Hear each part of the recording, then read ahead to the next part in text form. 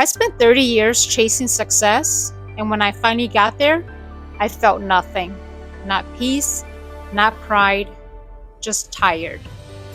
This is what I wished I had known before I gave decades of my life to proving my worth to the people, to the pressure, and to the performance. Welcome to the Rooted Life with Vang. I'm La, a midlife storyteller and chicken mama, sharing honest, real-life stories about growth, grief, and reinvention in midlife. Thanks for being here, and let's dive in. I followed the formula: the degree, the job, the promotions, the worth. Every few years, I searched for a better title, always a bigger paycheck. I was extremely ambitious, I was proud, and it worked. 18 years in one career. A name, a resume, and a reputation. On paper, it looked like I was thriving, but behind those papers, I was disappearing fast. In my 40s, I hit something I didn't expect. A toxic workplace, grown women acting like mean girls, the judgment, the control, the fake smiles, the undercutting. And I thought to myself, this is what I gave my life to? I'm in midlife. I'm way too old for this. It didn't feel like a career anymore. It felt like a trap, a death trap. And the scariest part, I almost stayed. But something old and quiet in me started whispering, go, it's time to go. And you know what I did? I went with no backup plan, just my soul, finally speaking up. So I walked away, and with the loving support of my husband, I launched a food cart. Not a cafe, not a huge brand, just a small food cart and a big dream.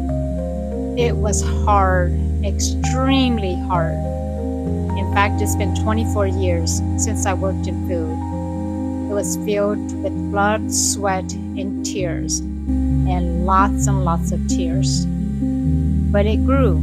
The lines, the press showed up, featured stories, national magazine like Food and Wine, Portland Monthly. I was named the best new food cart in the Oregonian. It was my face, my food, my story. Everything that I wanted.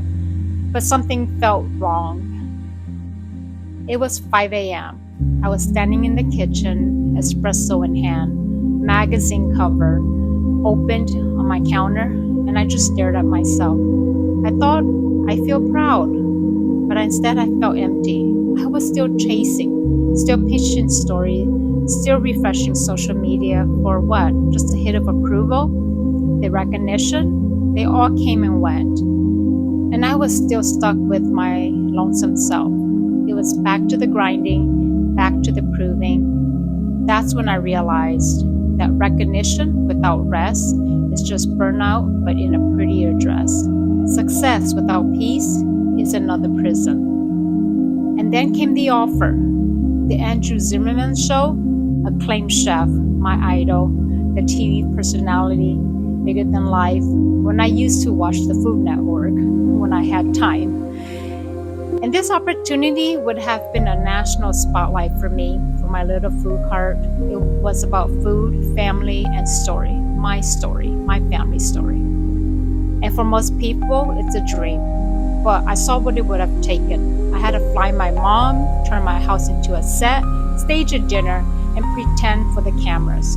And I just couldn't. I was done performing. So I turned it down. I said no. And in that quiet no, I was still unsure. I didn't know what I wanted yet, but I knew that I didn't want that. But around that same time, my husband and I, we lost our eldest son. He was 29, a car accident in Texas. I still remember it. It was Sunday evening. We were just about to have Sunday night dinner, and 2 sheriffs showed up at our farm. They came to make a death announcement. And just like that, everything changed. He was gone. It's the kind of news that no parents should ever receive.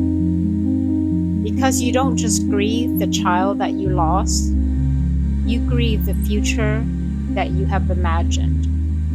And in that quiet of that grief and rage, I asked myself, what will my other children remember about me? Will they remember a woman who was always hustling, always producing, always proving, or a mother who lived with them and not just for them? That was my line in the sand. That was the day that I began again. And so I spent the last couple of years quietly serving the customers who were there and showed me grace when I screwed up their orders.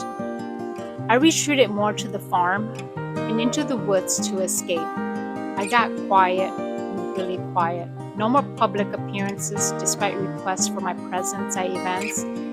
No more interviews despite the press still wanting to talk to me.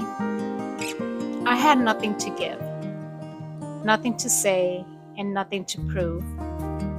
That kind of loss, a parent's loss, it shows you that my life was wasting away, trying to work that hard just to prove something.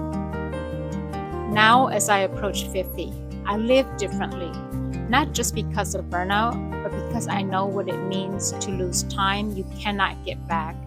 I want my children to remember me as someone who stopped chasing and started choosing, who built peace over applause and stillness over staging, and who finally understood that I was more than enough. If you're still chasing, still proving, still trying to earn love and praise by doing more, come sit with me. You don't have to hustle to belong anymore. You already belong. So tell me in the comments, what's one thing that you are finally ready to stop proving? And if this opened something in you, please like, subscribe, and share it with someone who needs it. Because we don't need more hustle, we need more truth. Until the next episode, thank you so much for tuning in. This is La with the Rooted Life with La Vang. Take care.